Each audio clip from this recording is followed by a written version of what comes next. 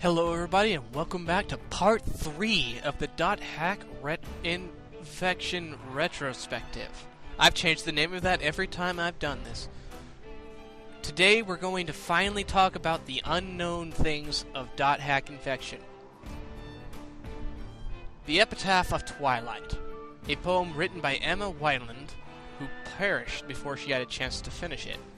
Coincidentally, she and Harold were an item, and very much in love. So much so that Harold obsessed over her death, to the point that he created Fragment and thus the world based on the Epitaph of Twilight, as well as his own advanced AI technology. This essentially culminated into a core program that is so advanced and complicated that no one but he would be able to unravel it and understand it, or even basically examine it. A black box, basically. This was Fragment. Unfortunately, the problem arises after this that Harold disappeared after he sold Fragment to CC Corp. So, there's no way to get access to this information. Which is really too bad, because you can imagine how much stuff you could do with that kind of technology? Anyway. Next, Data Drain. A special ability that works outside the normal parameters of the game, effectively rewriting a monster's data to an appropriate level 1 monster. However, doing this changes the monster's data volume. Due to a law in the game, data volume, much like mass in science, has to be conserved, and thus the remaining data volume is turned into an item. Generally an appropriate item, so a higher level monster, a higher level item. The bracelet additionally not only has this ability, but also a few other smaller abilities like gate hacking, which I can't completely understand. For one, how the protected areas are broken by virus cores. The protected areas are officially blocked off, so I don't really understand how the virus cores help. But it's kind of cool. And it makes you do stuff, and it's not that bad, at least in the first 2 games, I think, or the first game. So, that aside, it also seems to have the ability to kind of protect break on your characters. I don't really know how this exactly works, considering an event in the 4th game. However, I'm not going to question it. I don't know if that's actually why no one gets Protect Broken. A lot of people think it's just protects them from data drain, so I don't know. Whatever the case, it doesn't matter either. Heroes.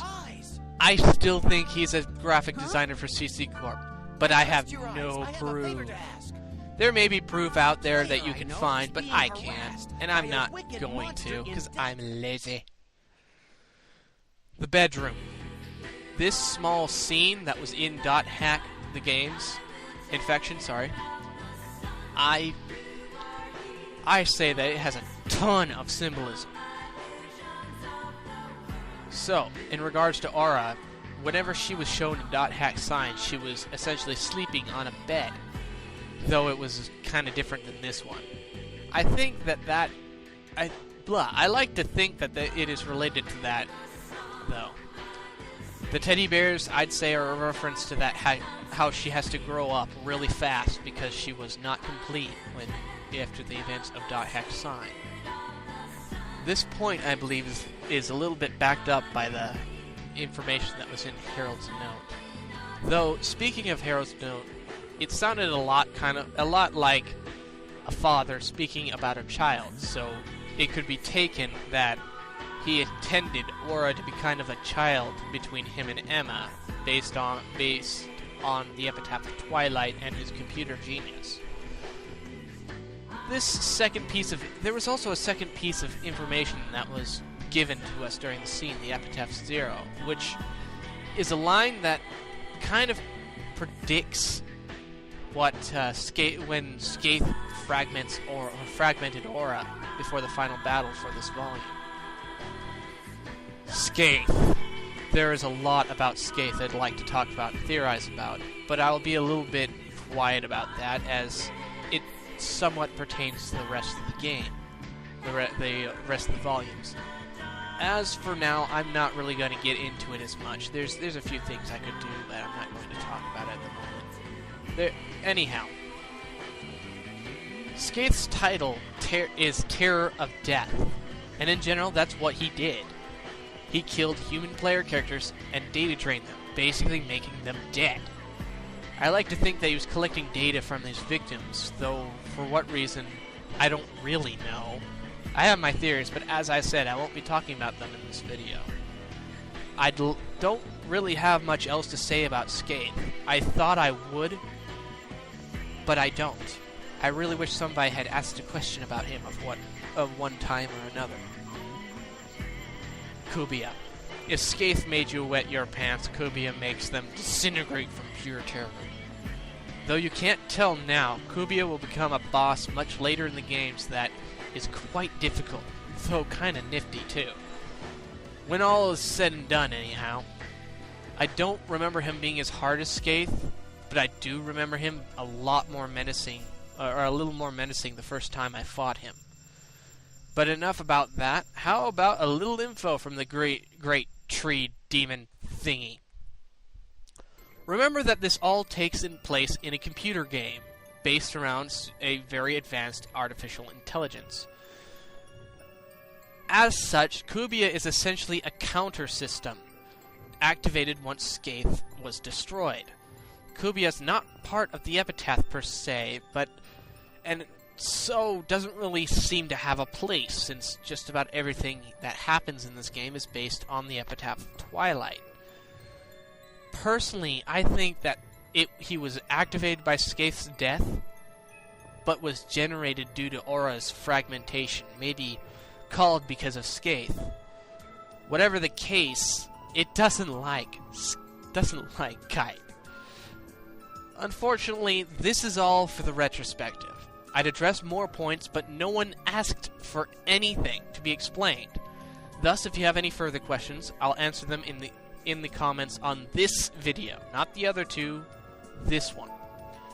I'll reply to every question, but I won't give what I think is a spoiler. I may refuse to answer a question. So no spoilers like what will happen in future games. I will delete any spoilers except my own, and I don't plan on starting any. Now, like I said, just ask a question here and I'll answer it my best abilities. If there's a question about .hack sign, I don't want to answer it. Please watch the movies themselves. I'm not an authority on all this either, so, you're taking it into your own hands, asking me for one thing.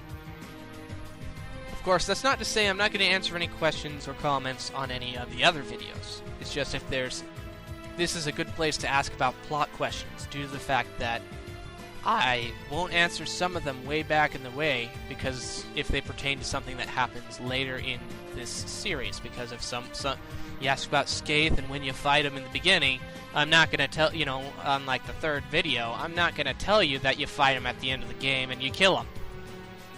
I can't do that, because if anyone else read the comments, that would be a huge spoiler. However, you could ask something like that now, which would be ridiculous, because I think you've already watched that far. So, as for now, I'm done with this part of this game. I will continue with .hack mutation relatively soon. In fact, probably next week. So as for now, I will see you guys later.